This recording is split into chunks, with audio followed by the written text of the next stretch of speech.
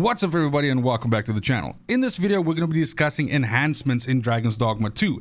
There are a couple of these systems in play, different kinds of enhancements that you can put on your weapons and on your gear, and basically this all determines which stats are favored above others. So it's super important to understand if you want to min-max your gear and make the most effective fighter that you can get. Let's go. So first and foremost, you access these enhancements by essentially going up to armorers or smithies, and most likely the first one that you'll encounter, that you'll come across, will be Vermian style, which is pretty much any blacksmith or armorer in the Vermont area, with the exception of one location, which we'll talk about just now.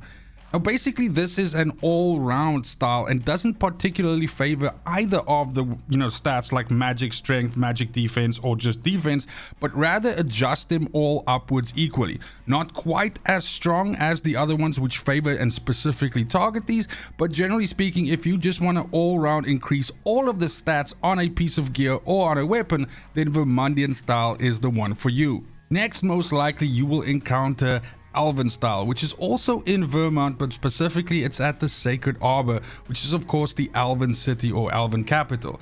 Now Grisha's armory here offers this style, and this style absolutely favors magic users. So if you want to play with a sorcerer or a mage or something like that, and you want to give your weapons the best possible magic stats, meaning more damage, then this is the style that you should be using for that. Likewise, if you have armor and you want to make the magic defense the best stat on the armor and you want to favor that, then that is also the style that you should be using on your armor enhancements as well. Batali style is our third style, and you will encounter this once you get to Batali, which is the second continent, and it's this location over here. Now specifically, the blacksmith here, Awaren's Arms, will allow you to access this style, and very much like the Alven style favoring magic, Batali style favors strength as well as general defense. So in the case of you playing a vocation that uses weapons where strength is the determining factor to your damage output, it would be a good idea for you to put Batali style on your weapons for that.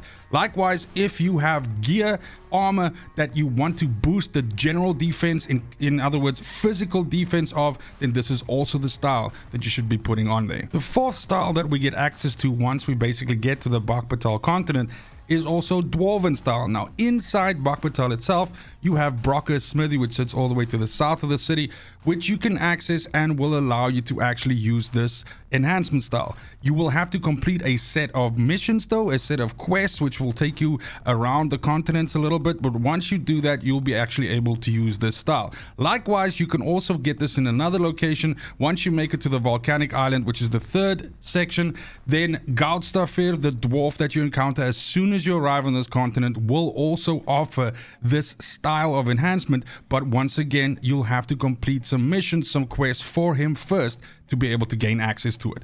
Now this style is specifically focused on basically making enemies flinch. So if you're looking to empower your gear to have more knockdown potential and essentially knock enemies over or send them flying, then this is the kind of enhancement that you should be putting on your weapons. Likewise, if you want to increase your defenses against this sort of attack and you don't want to get flinched and you don't want to get knocked down, then you should be putting this style on your armor. Looking at our fifth and final style, then it's important that I also mention that you can mix and match these styles however you want. Once you put one style onto a weapon or a piece of armor, you aren't locked into that. So you could put Vermian style, Batali style, and Alven style, one of each on a piece of gear if you so chose.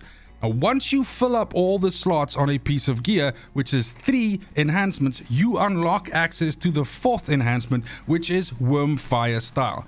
Now, Wormfire style is available at the Bay Wayside Shrine, which is essentially the Dragon Forged, and this uses a specific currency, Worm's Life Crystals, to actually enhance the armor.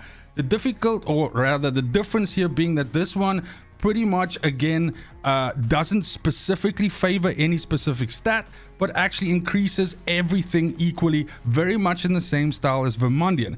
with one difference, that worm style actually also reduces the weight of the item, which is fantastic because some of the late game items can be quite weighty. You can have some two-handed weapons that weigh upwards of 8 to 12 kilograms, and so reducing the weight of these items means that generally speaking you are not as encumbered, and obviously that's a really good thing. Now bear in mind that you can only put Wormfire style on an item where all the 3 other slots have been filled, so you can't come with an item here that only has 2 out of the 3 enhancements on, because you will simply be locked out in using that 4th style.